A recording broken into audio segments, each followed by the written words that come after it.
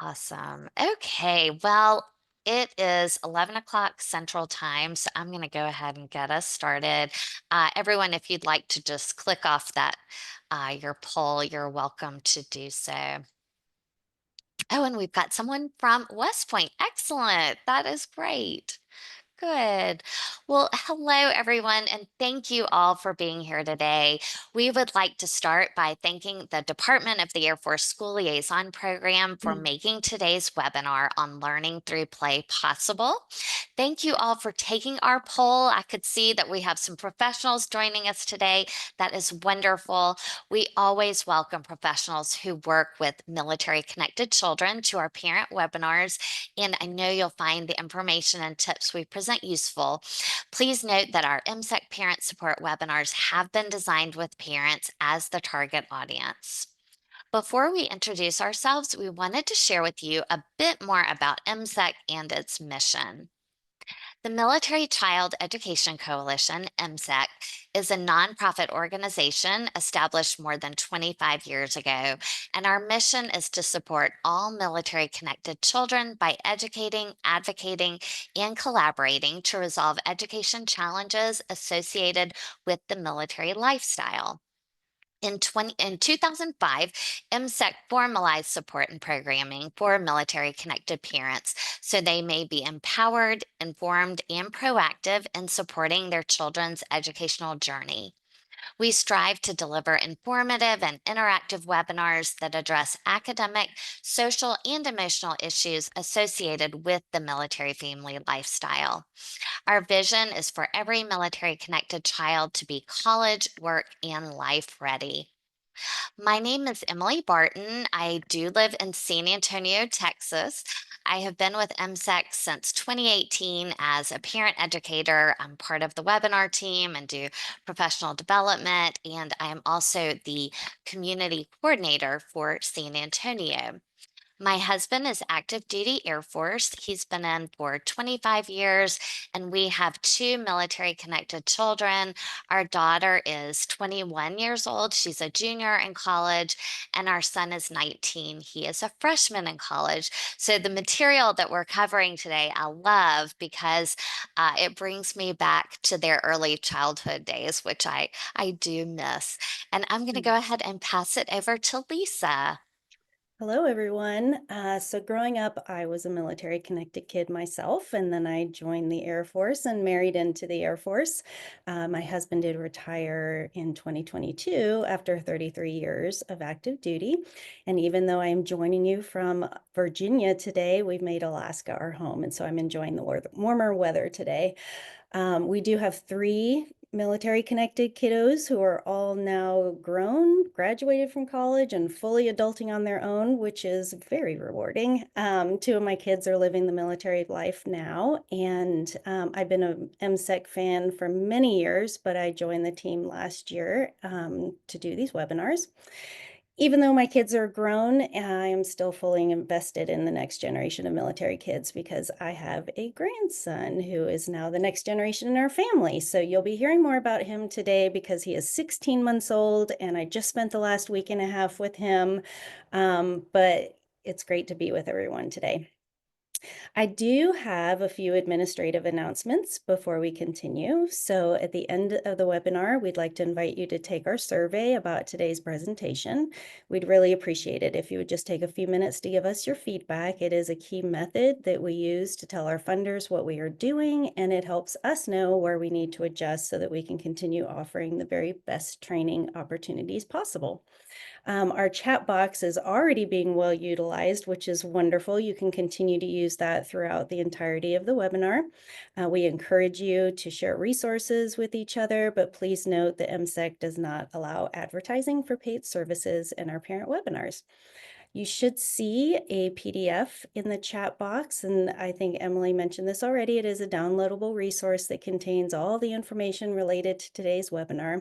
I will say if you are joining us on your phone, you won't be able to download it, but if you private message us your email address, we'll make sure that you get it later on today. We are recording this webinar, so know that you can always view it later if you want to go over any of the material that we covered today or if you had any technical difficulties during the presentation.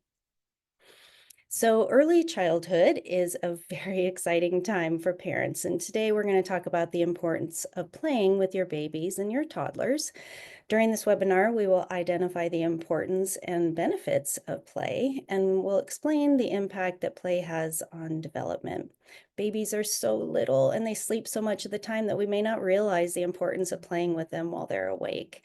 And as the babies turn to toddlers and get busier, they have very short attention spans, so you may need a variety of activities to keep them stimulated and engaged. So when we talk about playing, we don't mean anything complicated or too elaborate, especially when they're really young. But today we will explore some opportunities for play and share some ideas. Playing with your child should be simple, and the main goal is to spend time engaging with them and then stimulating their senses and creating a nurturing environment for them. We are going to do another poll. Um, and I don't have that up at the moment. Emily, do you have it that you can post or launch? Okay, thank you. So we would like to know what ages your kids are, if they are still in the newborn or infant stage, if they're age 1 to 2, 3 to 5, or over 6.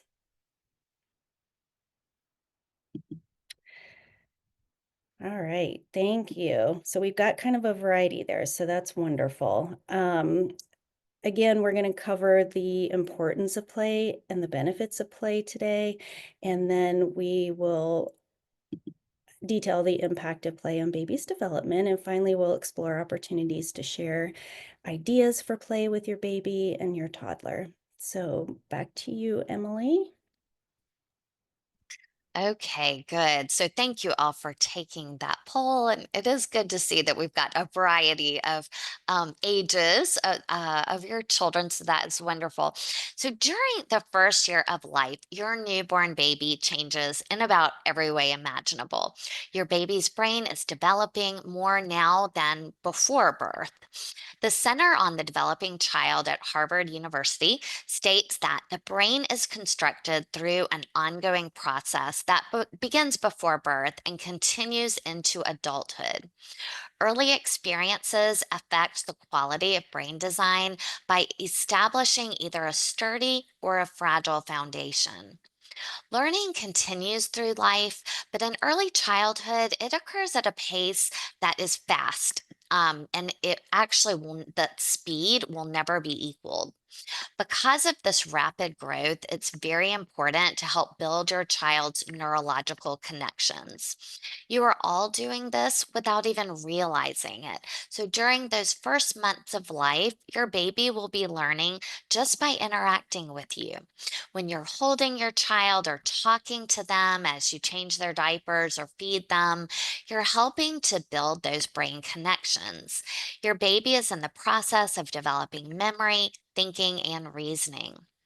It turns out that play is the primary way that young children learn most things, ranging from movement and communication to socializing and understanding their environment. When parents hold and talk to their babies and toddlers, they're building brain connections in addition to those bonds of love and trust. We encourage learning when we smile at a baby or snuggle with a toddler. This positively stimulates the senses and enhances their learning. According to research, between the ages of 2 and 5 years old, learning from play, reading, singing, and interacting with peers and other nurturing adults is vital to expanding young children's social, emotional, and cognitive skills. The way you interact with your toddler will help them to make sense of the world and help develop their imagination and creativity. So let's talk about play and its benefits. Not only is playing fun, it is critical to our children's development. Play is their work and their way of learning about the world around them. So, research has found that playing is a significant factor in brain and muscle development. It stimulates the imagination and encourages creative problem solving. It's one of the most important ways in which young children gain essential knowledge and skills. By playing, young children try out new skills and explore their creativity.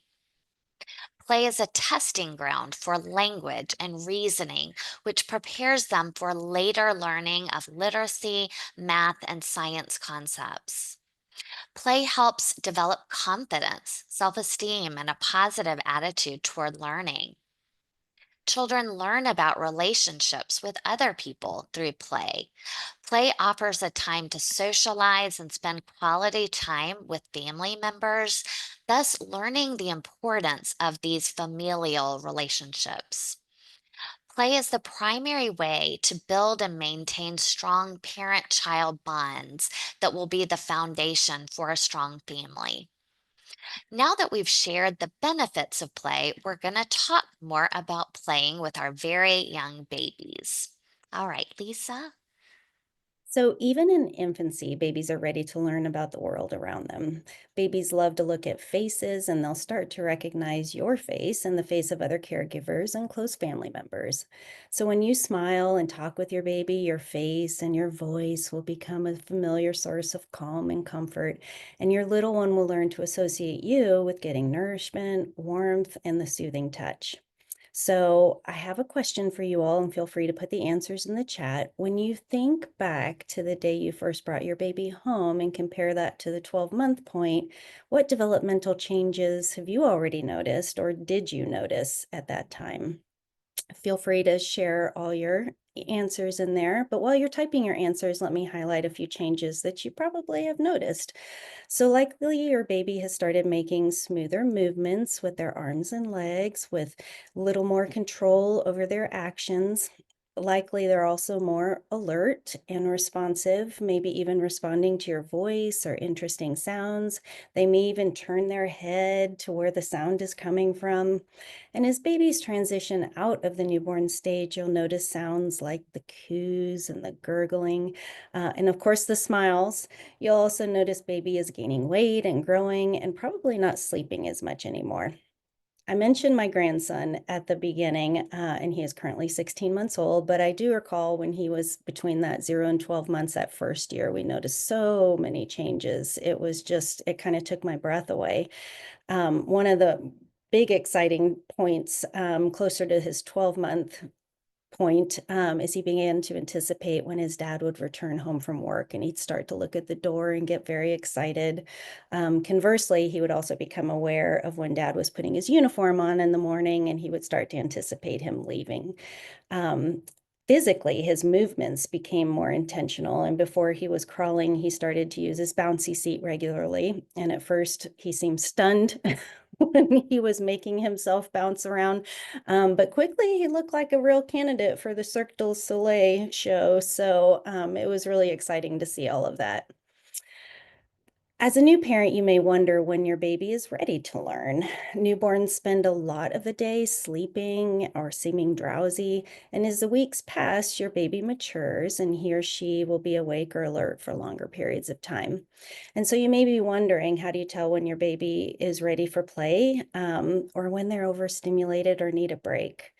According to the experts, typically a baby who is quiet and alert will be attentive and responsive and interested in their surroundings. A baby who is awake but active, meaning they're squirming or flapping their arms or kicking their legs or even fussing, will likely be less likely to focus on you.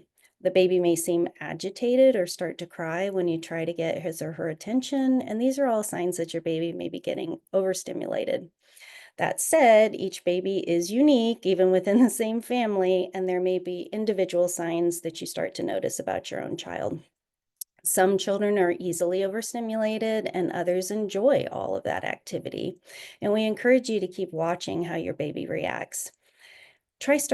Starting slowly with playtime, maybe with a single toy or object, and gradually add others and see what kind of reactions you're getting to kind of test the waters with your child. You may want to ask yourself if your baby is smiling when she sees the stuffed bear, or maybe that stuffed bear is scary to her. Maybe they seem startled by loud noises and things like that. So, there are many ways to get baby learning and nurture healthy brain development. You can start by showing excitement when your baby makes sounds and tries to talk or respond to what they say. I do find myself getting very animated when I'm talking to my grandson, whether it's in person or when we have our FaceTiming events. My daughter seems to make fun of me with that. But anyway, your babies are reacting and responding to all of that. And they may even be cooing and gurgling more, which you may also want to imitate those sounds and respond those back to your child. This is how the baby will learn about language in that back and forth conversation. We can help with talking about things that the baby is looking at or what they seem interested in. You may want to start labeling the different things they're looking at or that are around the house. If you have a pet, you may want to use the name and then say, what kind of pet it is. So buddy, dog, just repeating those things over and over again. You may want to start introducing the names of the body parts, like toes. Those are always fun to start with, but just labeling those things will help them make those connections. You can also place baby in different positions, and that allows them to see the world from different angles. They could be sitting up in a chair or their little, seats that they have, or maybe laying on their back or on their stomach. All of those will give them different perspectives about the world around them. You don't need to spend a lot of money on different toys or fancy toys. You can use items that are around your home so long as they're age appropriate and safe.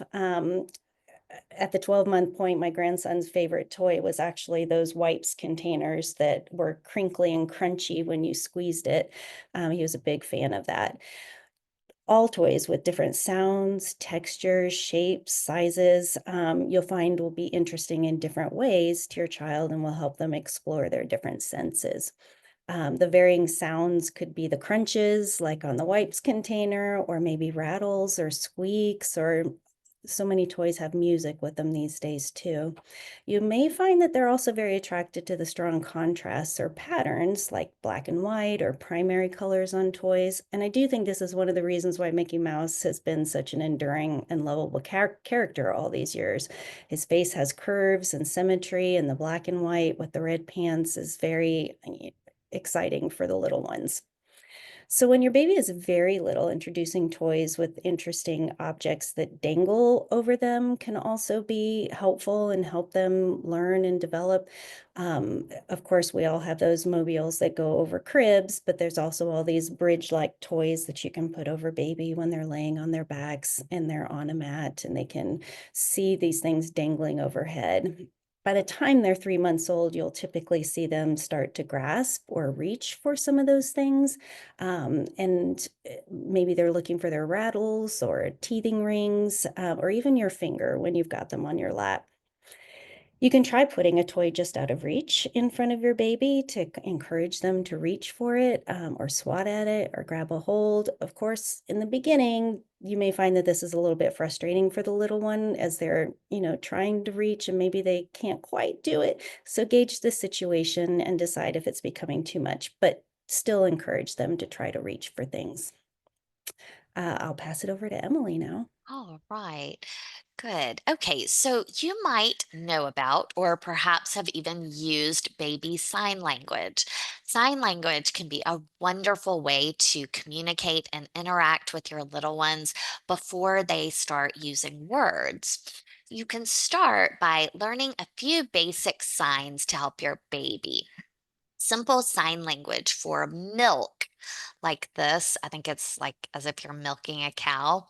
So, milk or bed, more, more, or all done can really ease the frustration that your baby might feel before they're able to verbalize their needs. It can also increase the communication between your child and the world around them.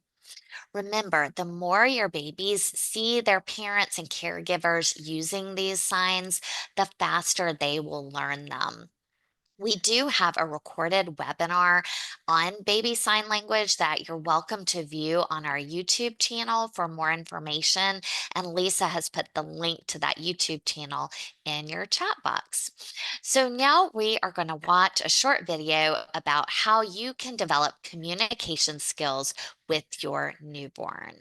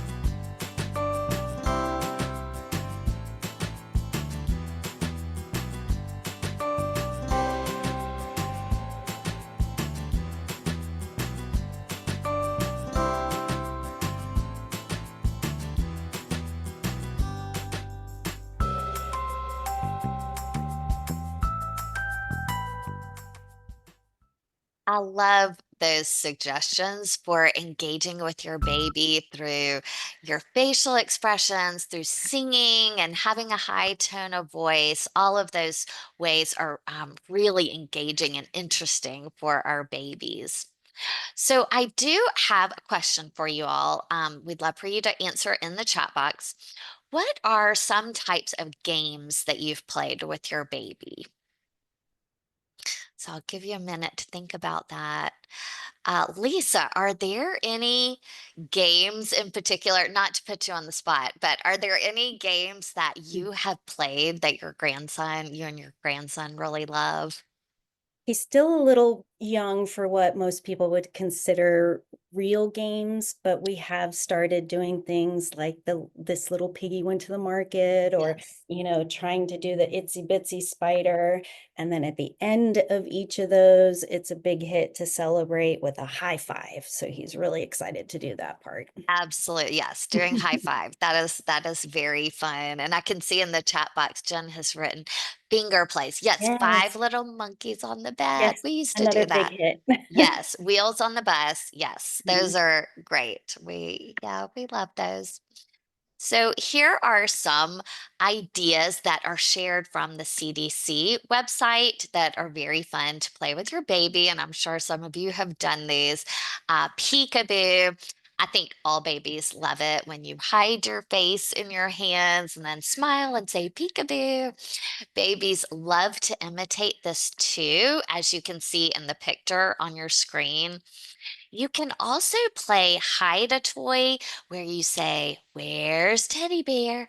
Where's Teddy Bear?" And then you bring it out from behind your back and show that it's still there. This helps teaches our babies object permanence. So that's a good game to play. And yes, I see Andrea wrote hiding toys under blanket. Yes, that is always very fun. They love it. They love it when you pull it out and it's still there. Tickle games are very fun with babies, and that's a chance for you to name body parts. Um, Also singing fun songs like Head, Shoulders, Knees, and Toes, or like Lisa mentioned, This Little Piggy Went to Market. We used to love to do that, and then tickle at the end was always very fun. Of course, singing to your baby and playing music is very important. Not only will this help your baby develop a love of music, but that music aids in their brain development. Songs are also a great way to learn rhymes and ABCs and numbers. Another fun game is to make silly faces or mimic your child's face to help encourage their eye focus. You do want to watch for signs like fussing, squirming, or crying, which may indicate that your little one is ready for a break. There is another video about games to play with your newborn that is in your downloadable resource. So feel free to take a look at that later. So now we'll talk a little bit more about play and playing with toddlers and preschoolers. As Mr. Rogers famously said, Play is often talked about as if it were a relief from serious learning. But for our children, play is serious learning. Play is really the work of childhood. As we mentioned earlier, play is critical to our children's development, and we can really see the impact of play on a child's development during their toddler and preschool years. So, what is play to a child? The UNICEF publication on learning through play suggests the following: that play is meaningful. Play helps children to make sense of their world by connecting it to something that they know. Play is joyful. Children and adults are happy when playing, and play is an activity that brings pleasure and fosters joy, despite sometimes squabbling that can happen when two children want to play with the same toy. Play is actively engaging. Children are thinking, moving, and talking when they're playing. They're learning through all of these different multiple modalities. Play is repetitive. Children are practicing skills and figuring out new ways of doing things while they play.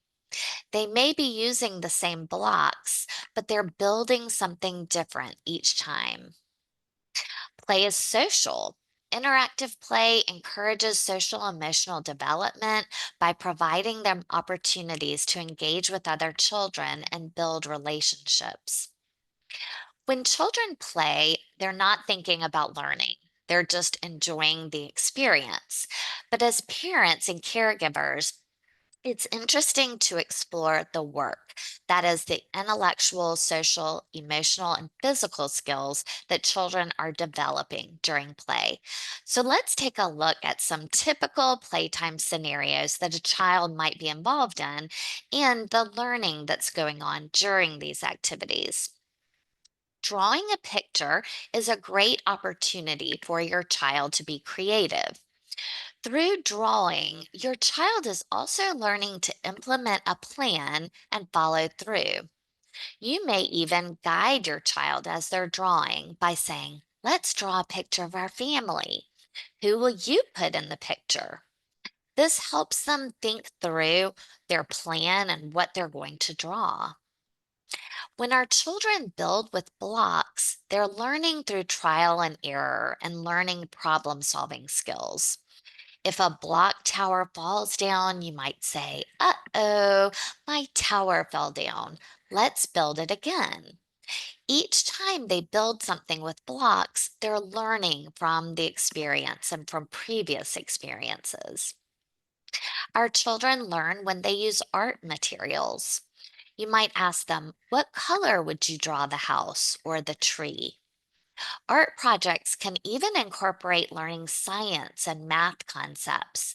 They could go outside and gather leaves or seeds in order to make a picture, or they might count out macaroni from the kitchen and create a work of art.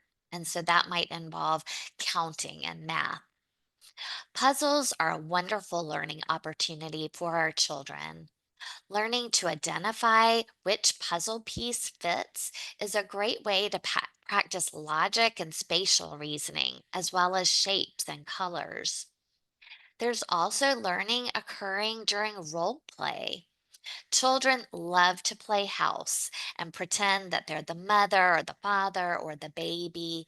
This enhances their communication skills as well as learning how to negotiate with peers. If they both want to play the same role, they learn how to negotiate that.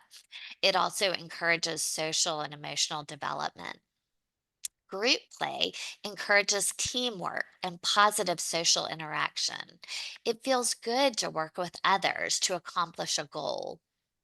And then creative arts encourage that creativity and artistic expression, learning how to blend colors together and what the new color looks like, or learning to play notes on the piano all enhances their creativity. All right, so I'm going to pass it to Lisa to talk about creating those opportunities for play. Thank you, Emily. So, one of the things that we say a lot here at MSEC in our webinars is to do routine things routinely. Routines help give children a sense of safety and predictability. It also enables them to practice and master skills, which in turn helps them to feel confident and competent. So think back about the daily routines that you have going on at home. The waking up and getting ready for the day. Of course, there's meal times, nap time, bath time, bedtime. And then think about simple ways that you can incorporate playful activities into those routines. We have a few examples to share. So, when your child is old enough, maybe the late toddler stage, have them help you prepare fun snacks. I know a big hit in our household was the ants on a log, which is, the celery stick with the peanut butter and the raisins on top. And we would sing songs like The Ants Go Marching On and On to reinforce that theme of the ants. Uh, if we were making these snacks for a family trip, or if we were making it while we were driving across country for our PCSs, the kids would help us make these, and we would start telling them all the different fun things that was were going to happen on the trip, and maybe give them some details about what to expect from the trip. They also loved helping us pack these snacks and other things for the trip, so you may want to encourage your children to do the same. They seem to really enjoy that. While you're doing that packing, you may even want to introduce more math concepts like let's put two napkins in the bag, one for you, one for me. Not only are these activities fun, but they also foster language development and the math concept of the one-to-one correspondence. You could also have your child help set the table maybe before dinner time and count out how many items each person gets. Maybe they have a play table and chairs and you can role play and pretend that you're sitting at the dinner table. On nice days, maybe you want to go outside and build a fort or set out a blanket outside. And if you choose to do that, you can have your child close their eyes and see if they can identify any sounds that they're hearing. Maybe you live on an Air Force base and there are planes overhead. You could say, I hear a helicopter or I hear a jet, and that will help them label the sounds that they're hearing. Another idea for bath time is to have special toys or waterproof books that are reserved for bath time only. It's pretty amazing what new toys are out there since my kids were little, but they do have full up waterproof books these days that are fun to not only read, but to play with in the bathtub. You may want to consider reciting nursery rhymes or singing at bedtime. Our family had a ritual at bedtime that each child got to choose what song they wanted to sing as we were tucking them in, and at least one of them would choose the Air Force song each night, which was always kind of funny to us. But the list is endless, and so are the opportunities to incorporate play and learning into our child's daily routines. So for more information and details, you can check out the PDF in the chat, and we're going to put another link in here for you guys to look into also. So play offers parents and grandparents and caregivers the opportunity to be a kid again. It allows you to view how your child interacts in a child-focused environment rather than in an adult-led activity. During playtime, you can let your child lead the way and decide what they want to play, and then you can direct the action. This will give you an opportunity to learn a great deal about what your child values, what their view of the world is, what they find funny, what they get excited about, as well as what they may fear. Dr. Ken Ginsberg, a longtime member of our MSEC Science Advisory Board and expert in positive parenting, offers the following essentials of play for parents. First, he suggests to keep it simple. Simple activities are enjoyable for children because they're easily managed and they allow them to interject their own creativity. So dolls, blocks, balls, coloring books all offer endless opportunities for imaginative play. Join in with your kids. Get down on the floor, swing on the swings. It's a good way to bond with your child when you're doing an activity that they love to do and you're doing it together. Using real world examples is another great suggestion. Imitating adult activities, as we mentioned, playing house, going to work, having a tea party, allowing the child to mimic and make sense of the world is also part of play. You go with what works. Young children often like to play with the same toys or read the same books over and over again. And as much as it feels like Groundhog Day to you, let them do it. It gives them a sense of comfort and predictability that's especially helpful if the child is experiencing stress in their life, which our military kids often do around deployments and PCSs. So it's another good thing to keep in mind. Go with the flow, especially when it comes to the rules of the game. For the younger children, you may have to adapt the rules or accommodate for shorter attention spans. Get moving. So, encouraging active and outdoor play is also really important. Going for walks, putting a bike seat or a trailer on your bike and going for a ride, but getting outside and just enjoying the outside, something different. Maybe you have a sand table or a water table in the backyard, which is fun. And bubbles are always a big hit. We always try to incorporate that when we're outside. Um, we're going to put another resource here in the chat for you. Looks like Emily did already. Thank you. So I have another discussion question for you. We'd love to hear what games you play with your toddlers and preschoolers. We've got some suggestions, but again, we'd love to hear what some of yours are. Some of the classics that we probably all know are Simon Says, the Patty Cake game, Hot and Cold game, Hokey Pokey, Duck Duck Goose, all those fun things. Of course, parachute game is always a big hit, and you don't even have to have a parachute for that. You can use a bed sheet. So, but please feel free to add your fun activities in there as well. So remember that toddlers' attention spans are fairly short, so don't be surprised or discouraged if they lose interest quickly. The importance is to remember to continue to offer a variety of play experiences, and you may find throughout the day that you're just recycling and hitting repeat over and over again. So we're going to watch a short video about home activities to do with your toddler.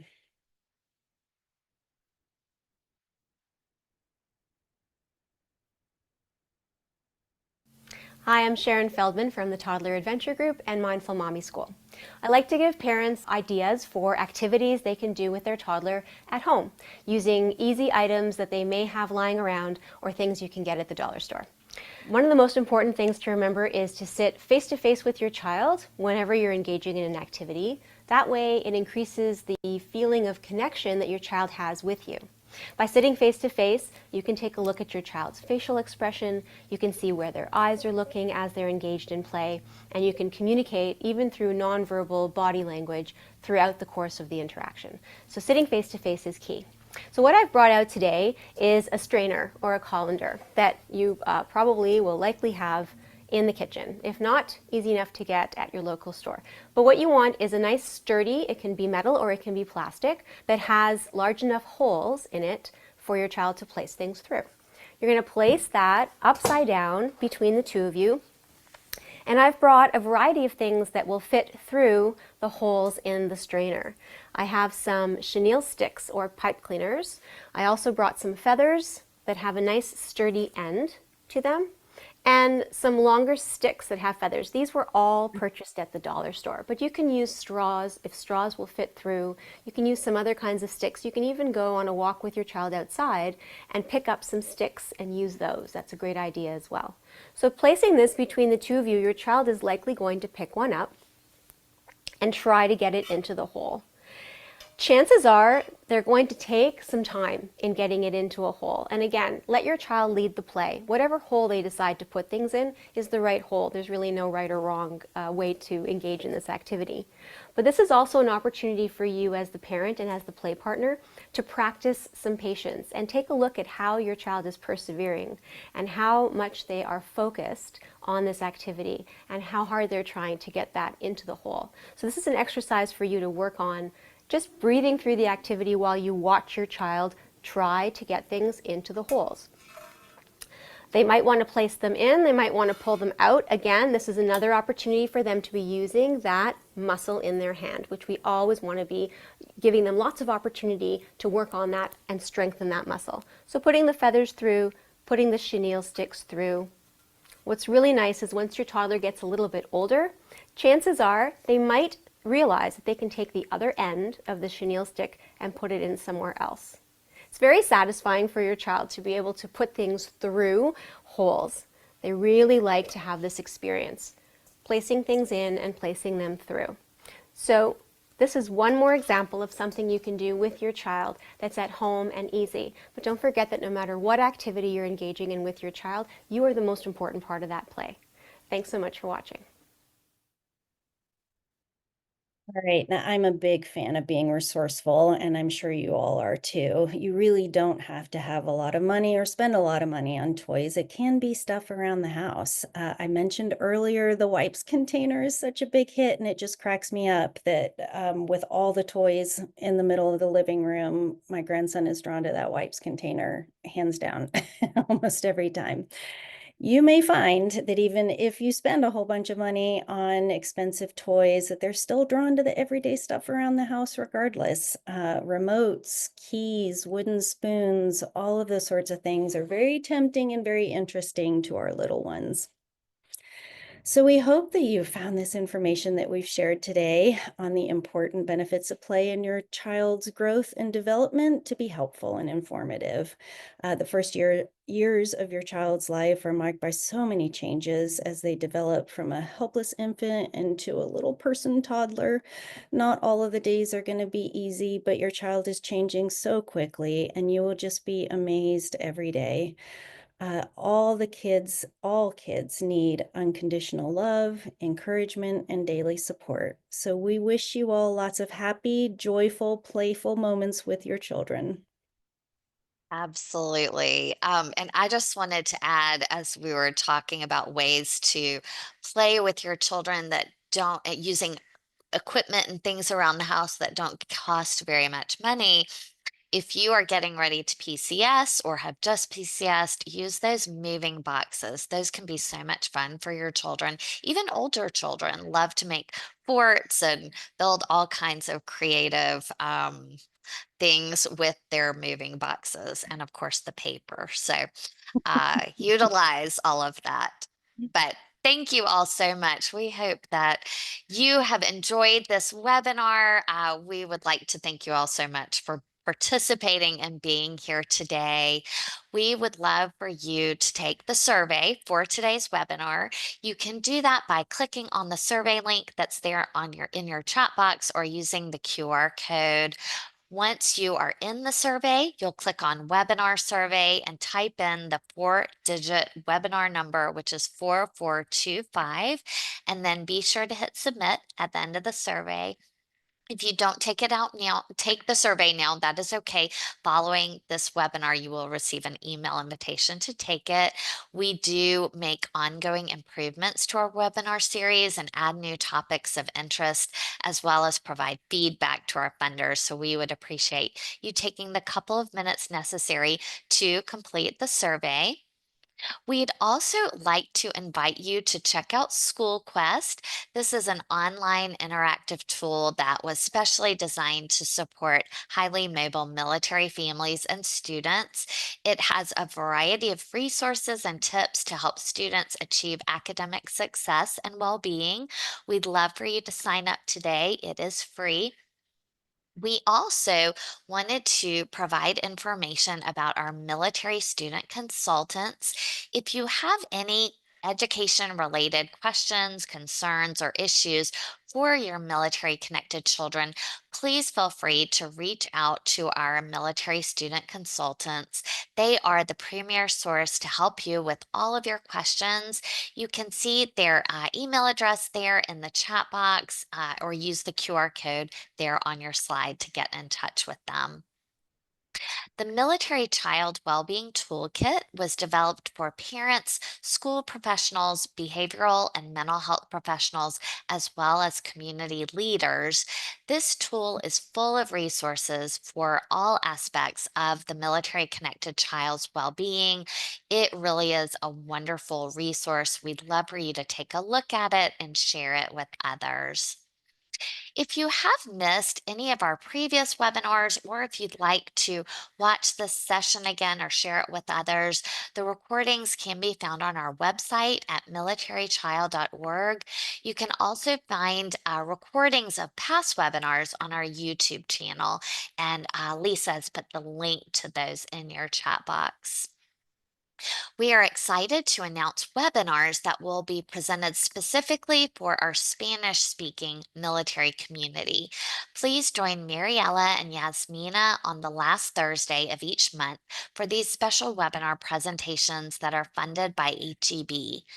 As with the rest of our webinars, they do begin at noon Eastern Time, and you can see the registration information in the chat box for the next Spanish webinar, which will be tomorrow, March 27th, on Essentials to Home Education.